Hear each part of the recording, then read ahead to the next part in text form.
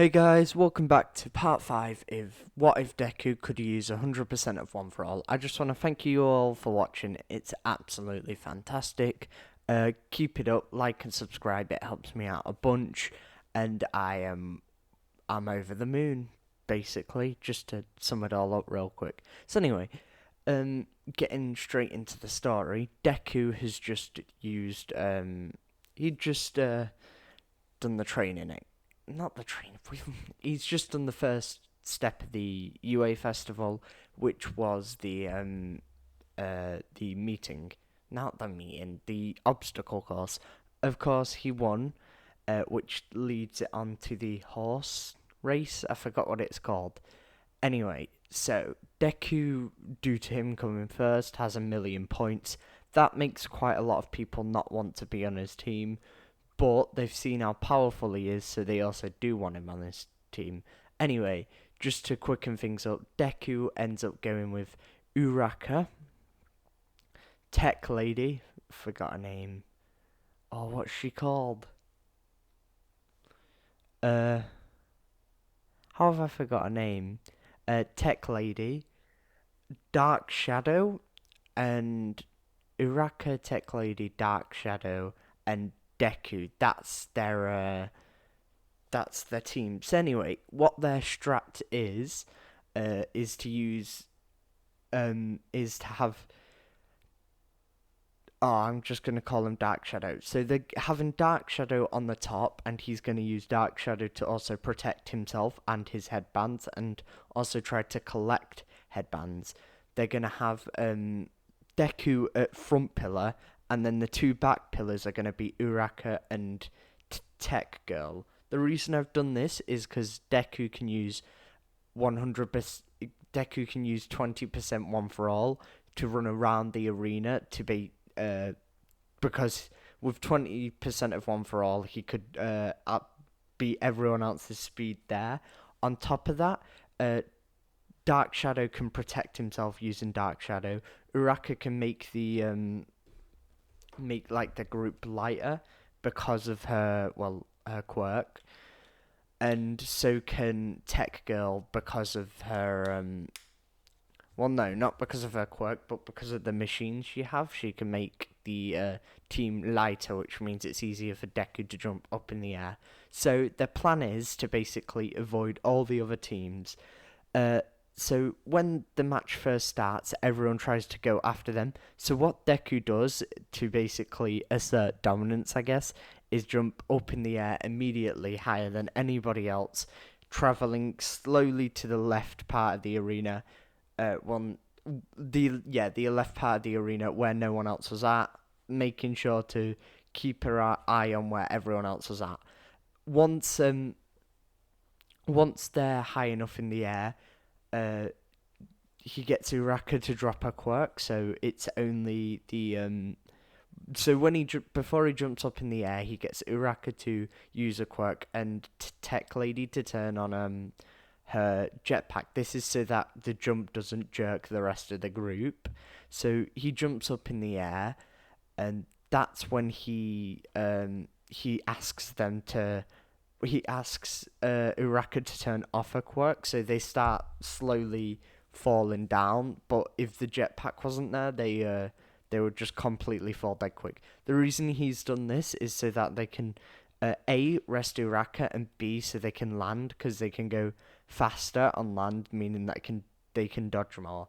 They realise that they're going to have to get some more bans, so they decide to go after Todoroki's team, due to Todoroki being, well, one of the strongest there. So if they can take all his bans and take him out now, they won't have to deal with him later. So the trick is basically to go as fast as they can and win with pure power, and hope Dark Shadow can protect and attack Todoroki without actually hurting him, of course. So what Deku does, he gets Uraka to go to make it lighter, and gets Jetpack Lady to turn on a jetpack, and runs as fast as he can, using only 20%, because of course he's been limited to 20% for now.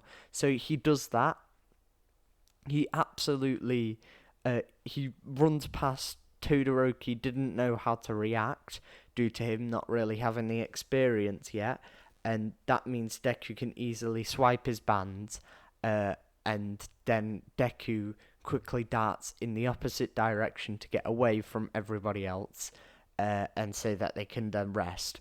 They then get into the corner of the arena, and Deku tells Uraka to rest on her quirk so that she doesn't overuse it.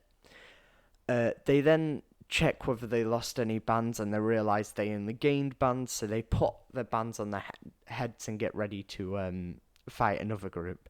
Of course, Bakugo comes at them straight away, but he doesn't have the rest of his team.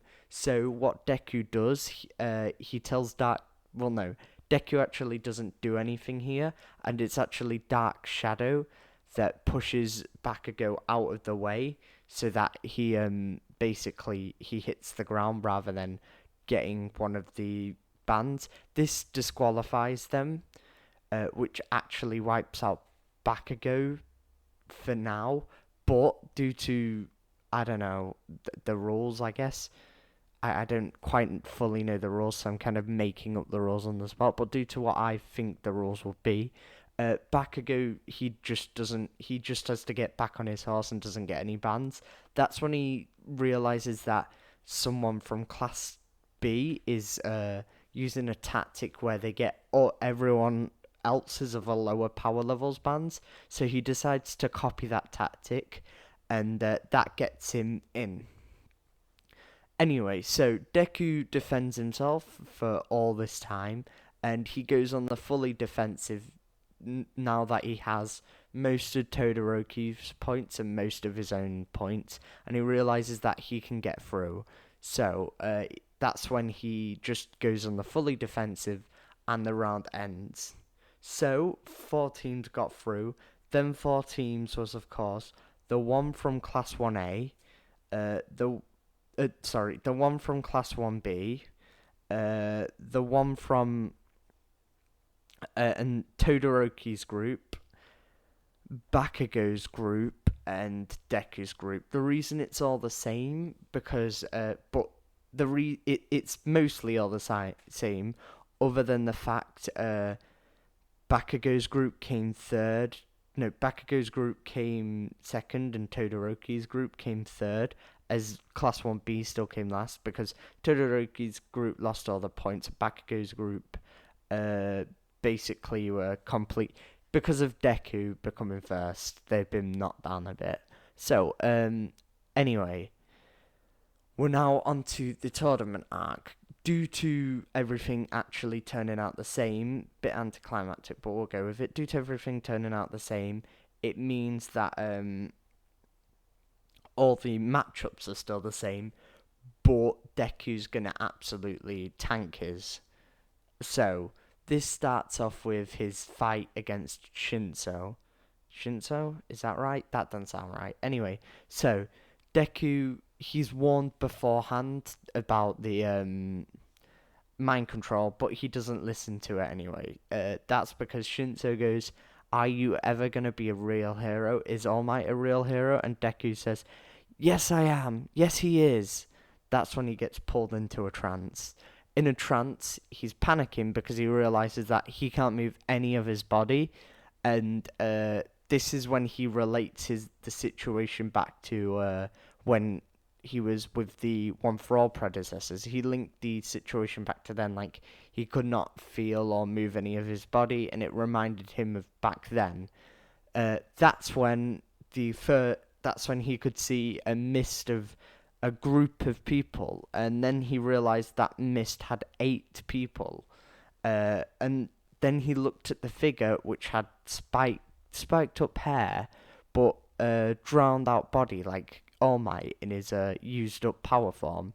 That's when One for All suddenly activates in his finger, and he can move it slightly. So he does that, and this activates 100% of One for All. The burst of power spikes out of him, which causes him to which causes him to wake up due to the air pressure being, due to the air disturbance around him being so powerful. Deku realizes he's used 100%, which he didn't want to do, but he's technically not banned anymore because they said they could only use 20% in the qualifier rounds. So Deku realizes that he has to take out Shinzo. Realizing Shinzo's quirk was mind control, he decides to be quiet and take him out. So to take him out, what he does, he activates 5% of One for All, picks him up and basically chucks him over the edge.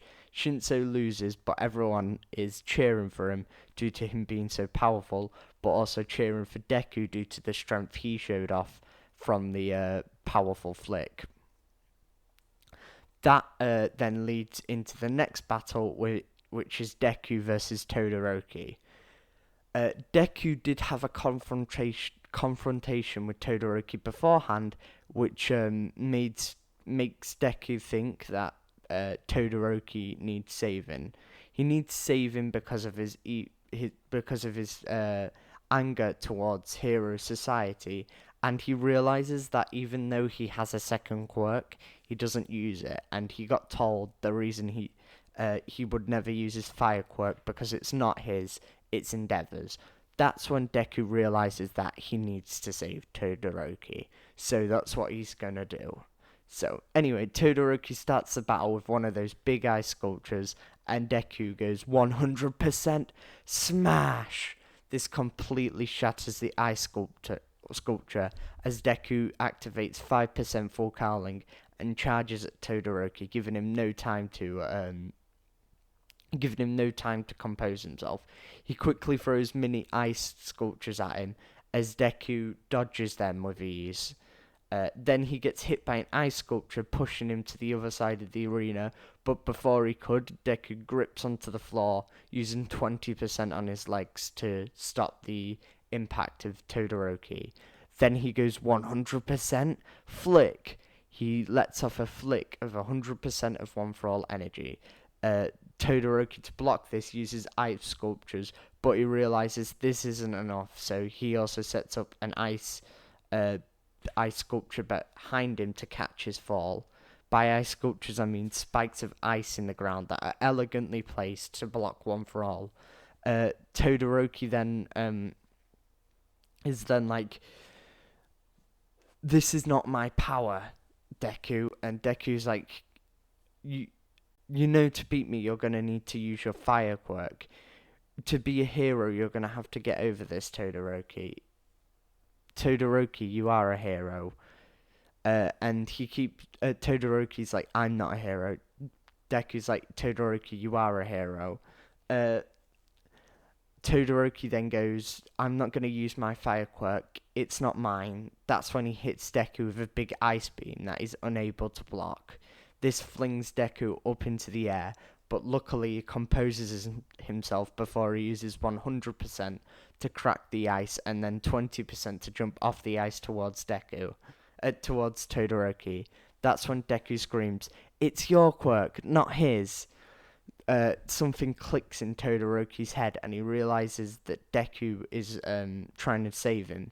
Then he realizes that then it starts to click in his head that he's got to make this quirk his own. That's when he starts using fire to combat Deku. The fire singes Deku's face as he gets closer to it.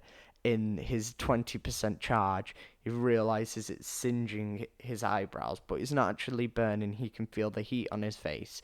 So what he decides to do is jump away using One for All. That's when he goes 100% smash. Todoroki tries to stop it with ice, and then followed by fire to create an explosion. Deku realizes this happening and jumps up in the air. As Cementos tries to stop the impact of One for All, Todoroki's flames, and Todoroki's ice.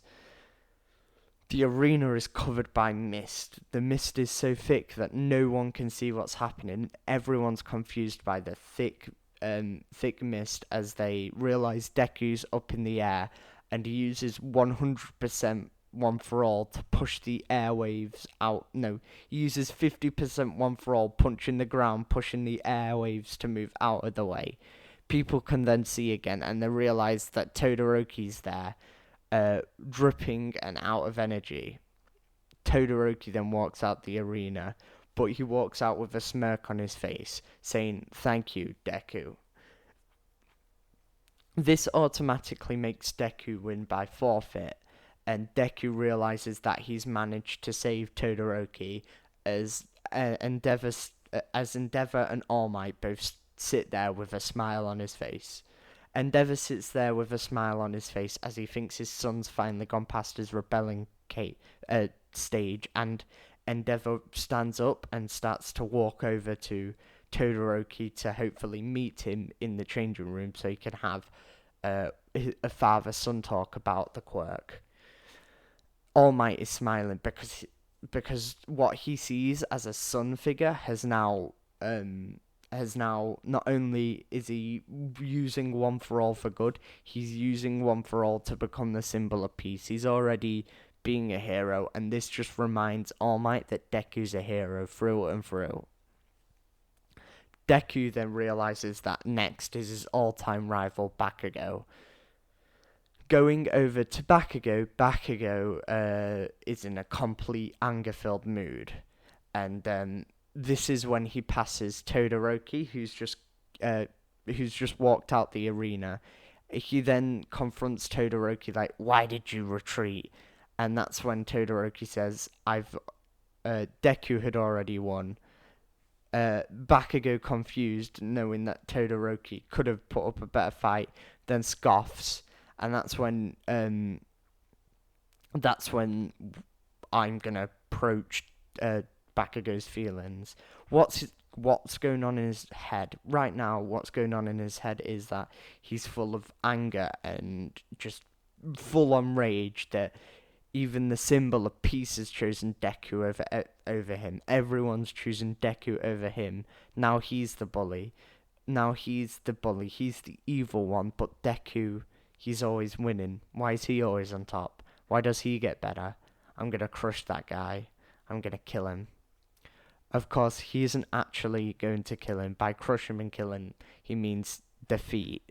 Just wanna iron that out. Bakugo is nowhere near evil, and well, not yet. I guess I can make an evil. You'll have to wait and see. Yeah, I'm stringing on the story. Anyway, this is when we're going back to the Todoroki and Endeavor encounter. Endeavor walks up to Todoroki, all proud, like, "You used my flames. Well done, son."